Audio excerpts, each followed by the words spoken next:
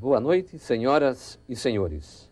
Está entrando no ar o primeiro programa Sábado Especial da Rede Vida de Televisão, o canal da família.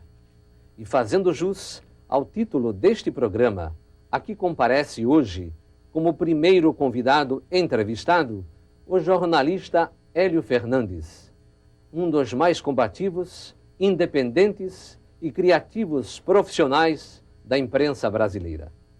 Hélio Fernandes é diretor proprietário do conceituado jornal Tribuna da Imprensa do Rio de Janeiro, que foi fundado pelo ex-governador Carlos Lacerda. E o que é importante, Hélio Fernandes escreve diariamente uma página inteira em seu jornal. Hélio Fernandes tem 84 anos e tem informações privilegiadas para transmitir hoje aos telespectadores de Rede Vida de Televisão. Isto daqui a pouco.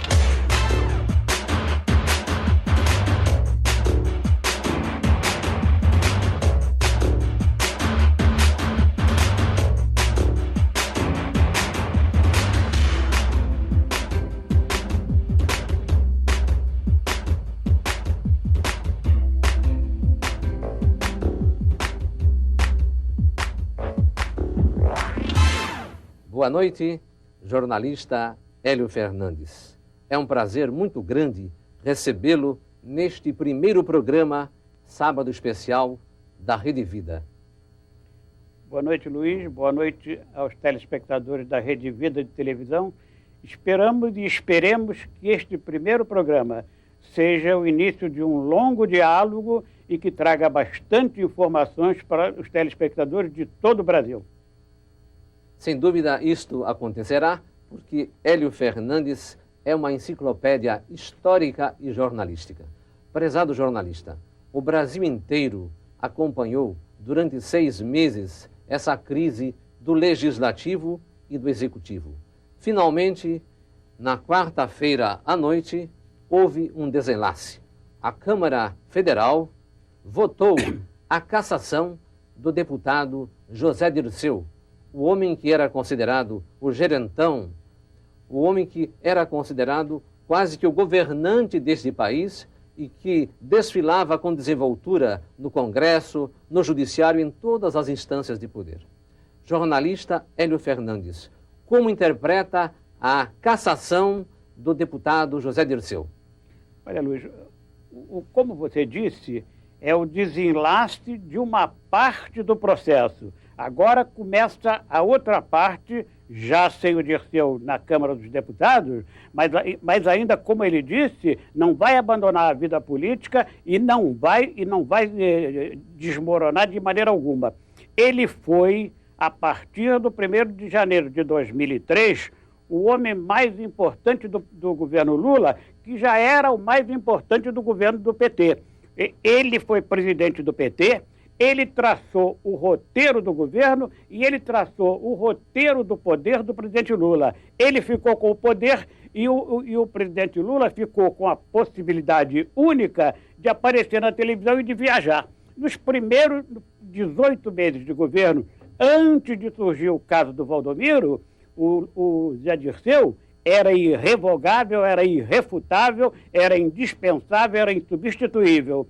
O presidente Lula várias vezes chamou o José Dirceu de meu primeiro-ministro. Da mesma maneira como ele dizia, eu rezo para que o Antônio Palocci me dê sinal verde para eu baixar os juros. Quer dizer, então, o presidente da República abria mão das duas fontes mais fortes do poder, que é o poder político e o poder econômico financeiro, e ficava só com as viagens e com o aparecimento da televisão. O presidente gostou tanto disso que deixou tudo com o José Dirceu. E o José Dirceu exerceu minuciosamente esse poder até que começou a cair com o episódio Valdomiro.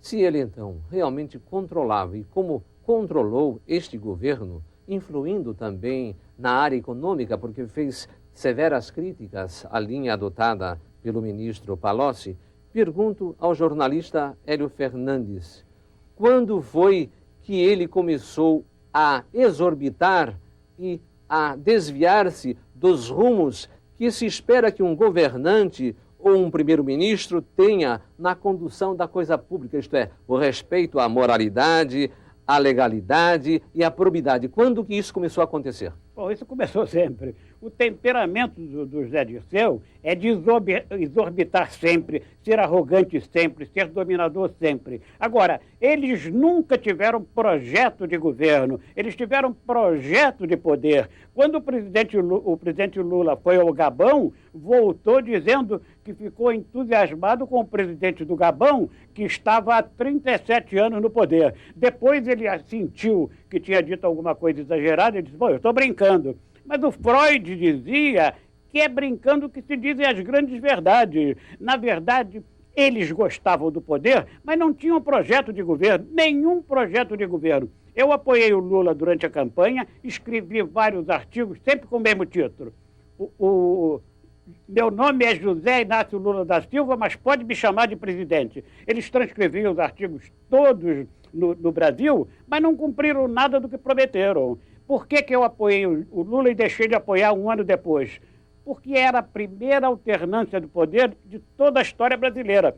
Desde a proclamação da República, em 15 de novembro de 1889, até 1º de janeiro de 2003, só a elite esteve no poder. Mudava o temperamento, os dois marechais das Alagoas, o Deodoro e o Floriano, eram ambiciosos, vorazes de poder, mas corretíssimos em matéria de dinheiro. Depois do primeiro civil foi o Prudente, depois Campos Salles, depois Rodrigues Alves, Afonso Pena. Vieram todos por aí, paulistas e mineiros, até a morte do Afonso Pena, quando tomou posse o Nilo Peçanha, brigado com o Rui Barbosa. Então mudou tudo. Mas todos esses presidentes, incluindo a ditadura de 15 anos, de 30 a 45, de Getúlio Vargas, e a ditadura militar de 65 a 85, ninguém tinha projeto de governo, ninguém fez nada e ninguém queria fazer nada.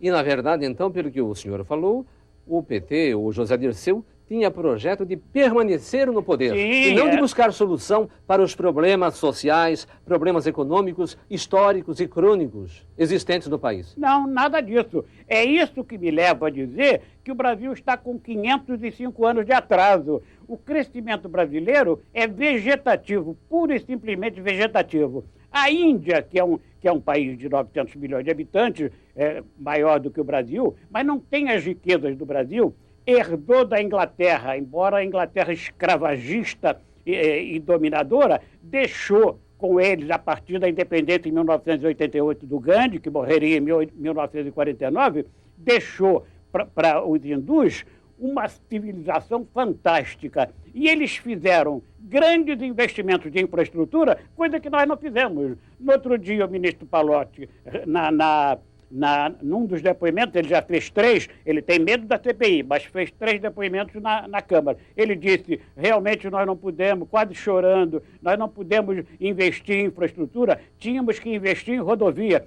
Ele está completamente enganado. Eles gastaram o dinheiro pagando juros, mas a infraestrutura não é rodovia. É rodovia, é saúde, é educação, é habitação, é ferrovia. Os Estados Unidos, antes de 1900, eles já tinham cortado todo o país de ferrovias, porque eles perceberam que não havia automóvel naquela época. O primeiro carro foi lançado em 1894 pelo Henry Ford, o genial Ford lançou o carro em 1894, mas quando veio a linha de montagem em 1924, que criou verdadeiramente a multidão de carros no mundo, os Estados Unidos já estavam todos cortados de ferrovia. O Brasil teve algumas ferrovias até 1930, a São Paulo Railway, a Pernambuco Tramway, a Leopoldina Railway, mas eram tudo das multinacionais. Então elas faziam investimentos, como eram aqueles famosos contratos de 99 anos, eles faziam algum investimento e mais nada, depois acabava. Então, jornalista, essa colocação do Legislativo, do Conselho de Ética, de que houve sim falta de ética, houve falta de decoro parlamentar, houve corrupção e houve confusão da coisa pública com a coisa particular na administração federal e com a participação do ex-deputado